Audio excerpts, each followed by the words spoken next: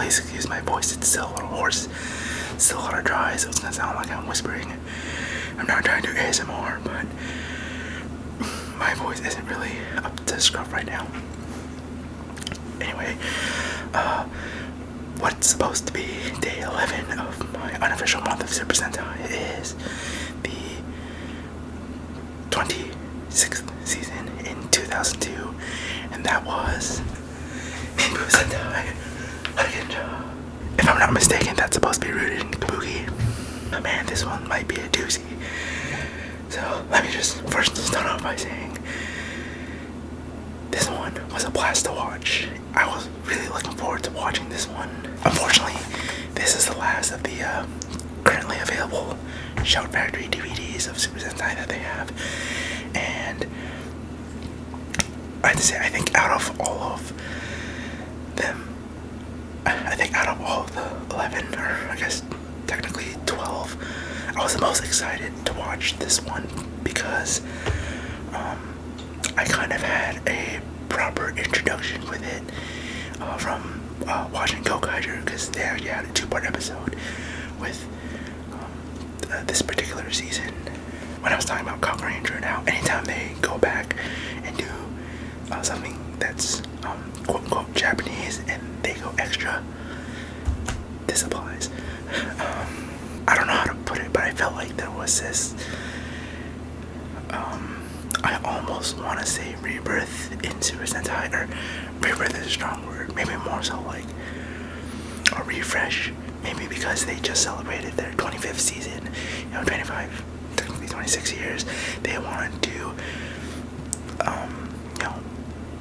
not maybe do something different, but definitely do something better, I think, and because, Hurricaneger and, future seasons moving forward, there was just, like, noticeable shift in quality, I feel. I don't know how to describe it, and coincidentally enough, when it was being adapted to Power Rangers, Hurricaneger is the first one that Disney actually adapted, because Saban eventually sold the rights for Power Rangers to Disney, and they held on to it for a few years, and then there was like a different feel. I don't know, that part's coincidental, but something about this season and moving forward, it just like felt different, but in a good way. Like it was,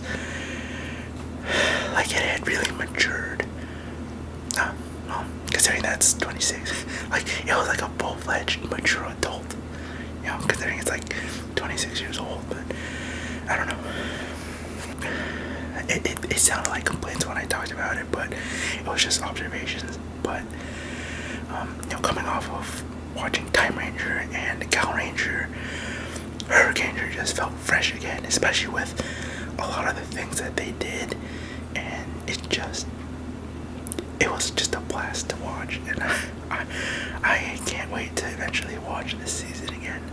I also can't wait to watch like its crossover episodes, its crossover movies, its summer movie, and especially its 10 years later special, which I think is the first one to actually have that sort of a special. Okay, so just now right into the things that I liked and things that kind of threw me off. I mentioned it before, much like Hurricaneger, and what I'm going to say about other seasons when I get to them, anytime they do something Japanese, they go extra and they go hard, and it's a lot of fun, and because that's what the writers and artists grew up with, and they're just able to merge it with what they grew up with and their culture and all that, and it's just really, really solid and cohesive, and so that's why it's extra in a good way. I liked Gozen-sama and Shurikenger's relationship. It wasn't necessarily a romantic relationship. It was really more of a loyal relationship. I kind of like to compare it to or this is my personal observation, people can argue against me for it, but in the Halo series, I would say that the relationship between Master Chief and his AI Cortana is really more of a loyal sort of relationship. I wouldn't really consider it a romantic relationship. Maybe there was a small bit of romance in it, but maybe for a short period of time. It's debatable. I haven't really played the series in a while, but yeah, we'll see when Halo Infinite comes out. But that's something else. Oh man, the theme music. I love the theme music in this. It's a lot of fun. It's just a fun blast to listen to. Shushuto Sanjo, Shushuto Ninja Ja. It's just a lot of fun. Like, before I really even started the journey of watching Super Sentai, I would like watch like some top 10 moments or top funniest moments, and you know, one of the top 10 things that I watched was top 10 themes, and you know, this is definitely up there in like the videos that I saw and in my personal favorite themes. Something that I really enjoyed was so Hurricaneger, the green 6th Ranger,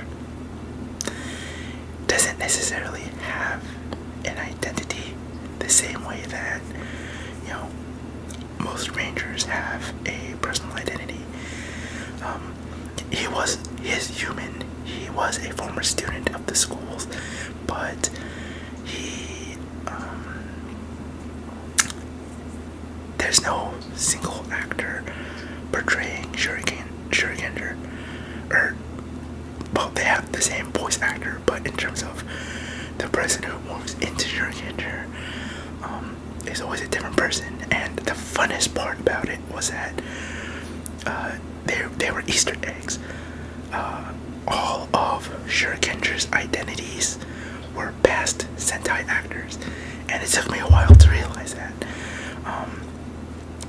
Like, I think the first few I definitely recognized, like Kyosuke from, or the actor who plays Kyosuke, Red Racer from Car Ranger, and you know, Domon from Time Ranger, and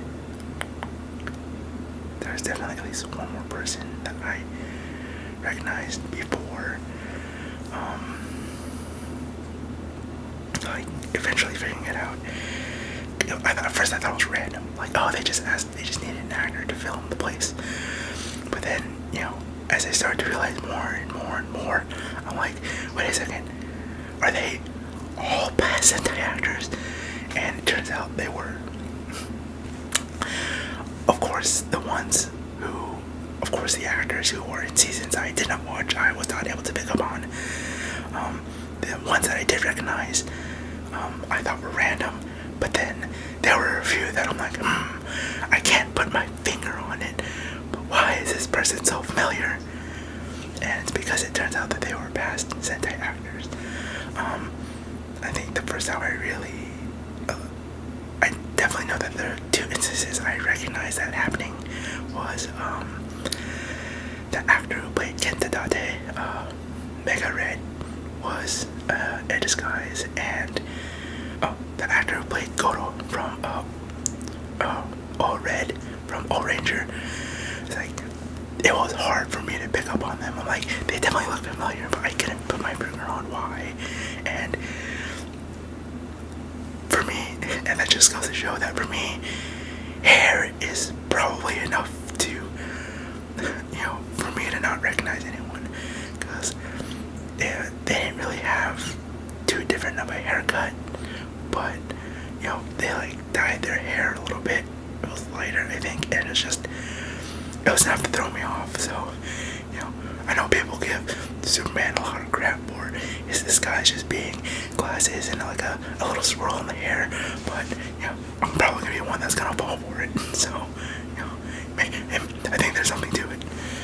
I won't mention it too much, but there is a scene where all of the disguises are in one place, and it was just a sweet, cool moment to see all those past Sentai actors, and in the context of the series, it was a pretty sweet moment. A few other things that threw me off, not in a bad way, but just like it did make me think for a little bit. I didn't realize it took a while for the Hurricaneers to join the main trio, or the Hurricanegers. Like, it took a while for them to really all be considered a single team. It took a while for it to feel like they were all part of one single team. Because I felt like in Power Rangers, even though it has less episodes, they definitely worked through their issues faster and joined the team like a lot sooner. So that's just a small thing that kind of threw me off.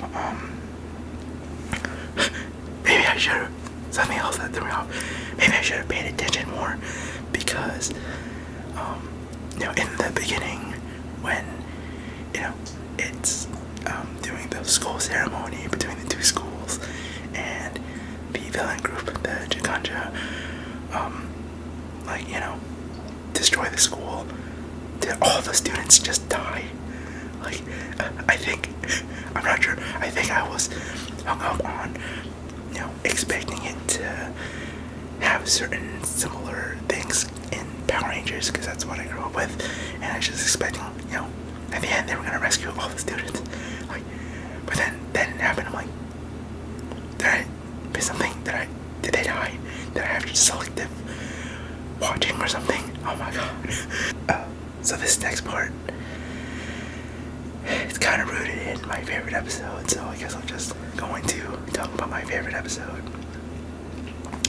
And my favorite episode, or scroll, was Scroll 47, The Steel and Galactic Unification.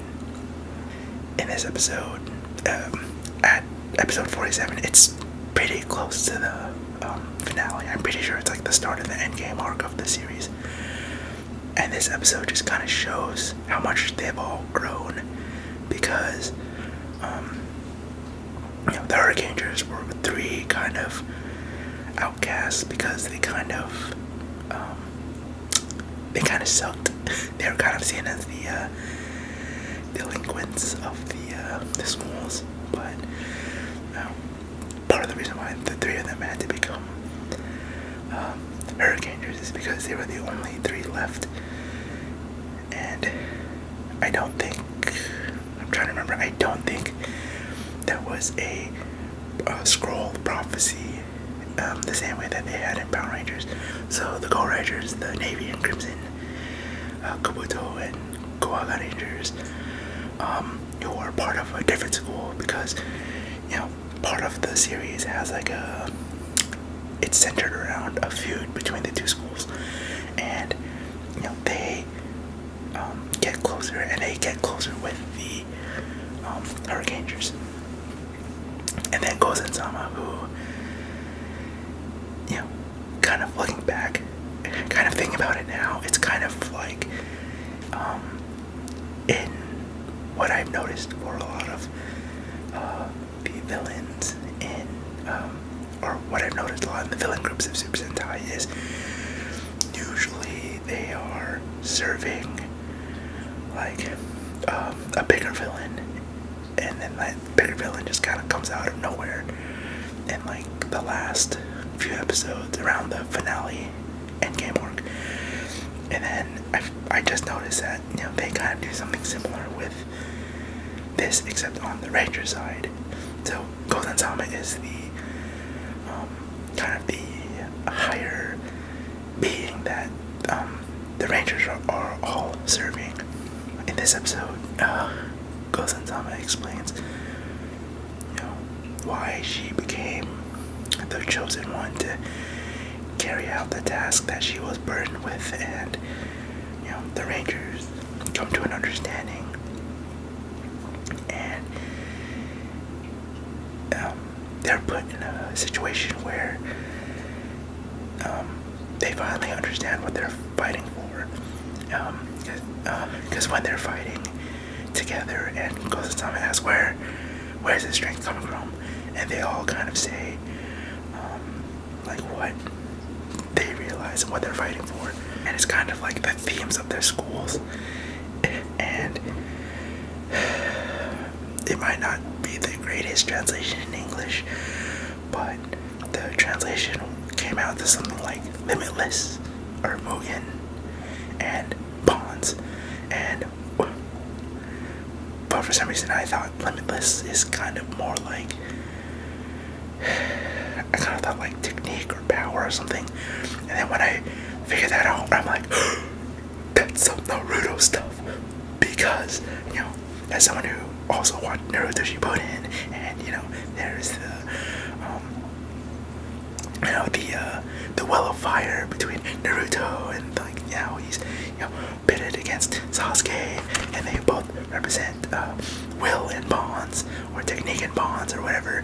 And you know, how it's something that's passed down from a Shorin ninja, which even I know that Naruto Shippuden pulls a lot from, you know, Japanese folklore and, you know, deities and folktales and all that stuff. So I'm like, it's like, oh, it's all ninja stuff. It's like that was like really surprising to me. And it's like, like I said, whenever Super Sentai does Japanese stuff, they go extra hard with it, and they do it well.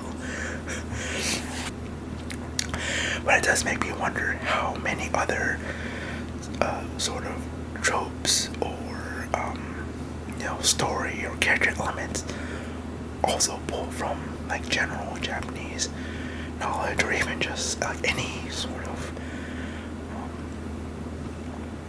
or just any sort of like, you know, famous stories in general. And you know, I hope to, you know, figure it out more as I go. But man, just that was like, this season was a blast. I really enjoyed it.